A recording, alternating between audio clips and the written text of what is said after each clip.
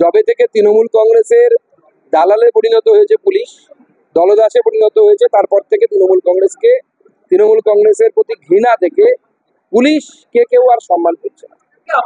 এরকম কোনো বিষয় নেই। ভারতীয় জনতা পার্টির নির্দিষ্ট পদ্ধতি আছে নতুন রাজ্য সভাপতি নির্বাচন করার জন্য। পার্টি করবে সেটা। আমি এখন মন্ত্রীর দায়িত্বে আছি, দুটো সামলানো একসাথে হয়তো সম্ভব হবে না।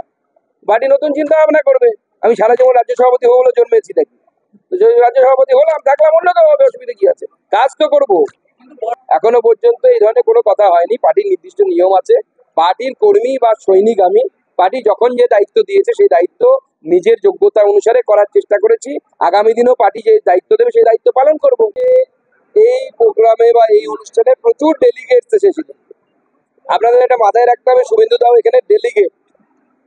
তো ডেলিগেটসরা অনেক প্রস্তাব দেয়, আমরা প্রস্তাব পাস করি একটা, সেই প্রস্তাবে অনেকে তাতে সংযোজন করেন, কারেকশন করেন, অ্যাডিশন করেন, ডিলিশনেরও প্রস্তাব দেয়। তো কোন প্রস্তাব গৃহীত হবে না হবে সেটা রাজ্য সভাপতি এবং তার টিমের উপর নির্ভর করে। তো স্বাভাবিকভাবে ডেলিগেট হিসেবে উনি ওরা বলেছেন, কিন্তু আমাদের গোটা ভারতবর্ষে যে পার্টি স্ট্রাকচার তাতে তো সংখ্যালঘু মোর্চা আছে এবং আমরা রাষ্ট্রভক্ত মুসলিম সমাজ।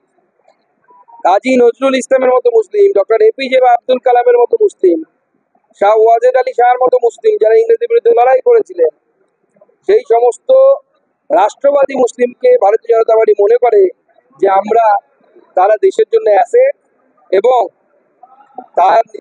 সেই নীতি নিয়ে ভারতীয় জনতা পার্টি চলে এবং আগামী দিনে ছোটগুলো ভিখারির মতো হাত বাড়িয়ে চাঁদা তুলছে বা ভিক্ষা তুলছে, যাই বলুন না কেন।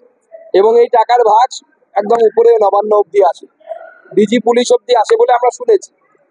তো বাঙালির মাংস খাওয়া নিয়ে আমরা দেখেছিলাম ভোটের প্রচারে তৃণমূল কংগ্রেসের তরফ থেকে বারবার অভিযোগ করা হতো যে বিজেপি ক্ষমতায় এলে নাকি মাছ মাংস খাওয়া বন্ধ করে দেবে।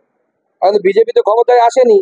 আপনারা যা বলছেন তাতে তো বাঙালির মাছ মাংস খাওয়া এমনি বন্ধ হয়ে যাবে। ট্রাক আসা অন্ধ্রের মাছ না এলে বা সাউথ ইন্ডিয়া থেকে ডিম না এলে, বাংলা এখন ডিমে পর্যন্ত ডেফিসিট।